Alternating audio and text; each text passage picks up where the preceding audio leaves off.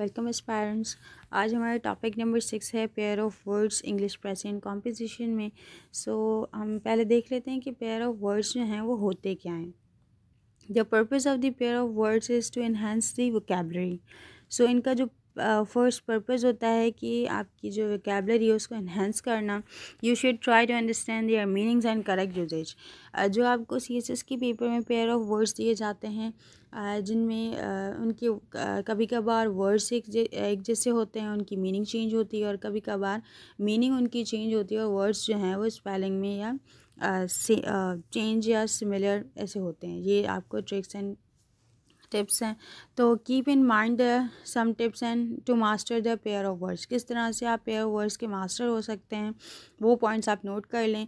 Read carefully each pair and note the difference in their meanings and spellings. सबसे पहले आपको इनके meaning और स्पेलिंग्स में डिफरेंस चेक करना है कि कभी कभार सेम वर्ड्स होते हैं, उनकी मीनिंग चेंज होती है, और कभी कभार मीनिंग्स उनकी चेंज होती है और वर्ड्स की थोड़ी सी सिमिलैरिटी भी होती है। ठीक है, अगर ये थोड़ी सी मैंने ऊपर नीचे कर दिया है तो extremely sorry for that. Second point क्या है, try to understand the context of the sentence first. मतलब कि आपका जो फर्स्ट वर्ड कहता है उसका कॉन्टेक्स्ट समझने की कोशिश करें। फिर है fix in mind the meaning of one word at the time.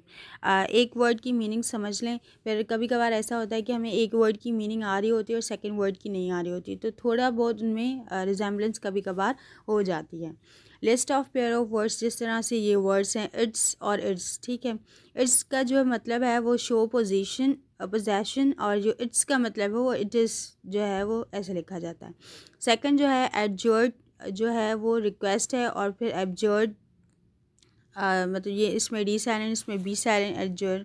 तो एक का मतलब रिक्वेस्ट है, सेकंड का मतलब है रिनाउंस। ठीक है, एक होता है एक्सेप्ट, जिसका होता है कॉन्सेंट ऑफ रिसीव, किसी चीज़ को रिसीव करना कॉन्सेप्ट होता है, और फिर एक होता है एक्सेप्ट की इसके अलावा। फिर वर्ड होता है एक्सेस, जिसका मतलब है अप्रोच करना या किसी में इंटर होना। फिर एक्सेस एक वर्ड होता है जो है मोर देन नेसेसरी। तो इसमें स्पेलिंग्स तो चेंज हैं लेकिन उनकी प्रोनाउंसिएशन जो है वो सेम है। इसमें भी स्पेलिंग्स चेंज है, प्रोनाउंसिएशन चेंज है। तो इस हिसाब से आप चीज़ों को, जैसे एक जैसे कोई वर्ड्स हो तो आप उसको प्रैक्टिस कर सकते हैं। और जो पास्ट पेपर्स की पेयर ऑफ वर्ड्स आए हैं वो भी कभी कभार रिपीट हो जाते हैं, तो इनकी भी आप प्रैक्टिस करते रहें। एडॉप्ट और एडाप्ट, ठीक है, इसमें क्या होता है, एडॉप्ट की मीनिंग है लीगल टेक, और सेकंड जो एडाप्ट है उसकी मीनिंग है बिकम एडजस्टेड, किसी चीज़ को एडजस्ट करना। ये हमारे सिर्फ आपको एक्सप्लेन करने थे कि आपको किस तरह से इनकी प्रैक्टिस करनी है।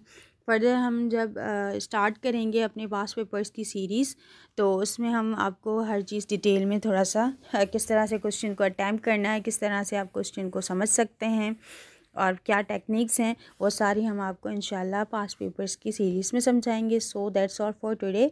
If you have any question regarding pair of words then you can comment in comment section.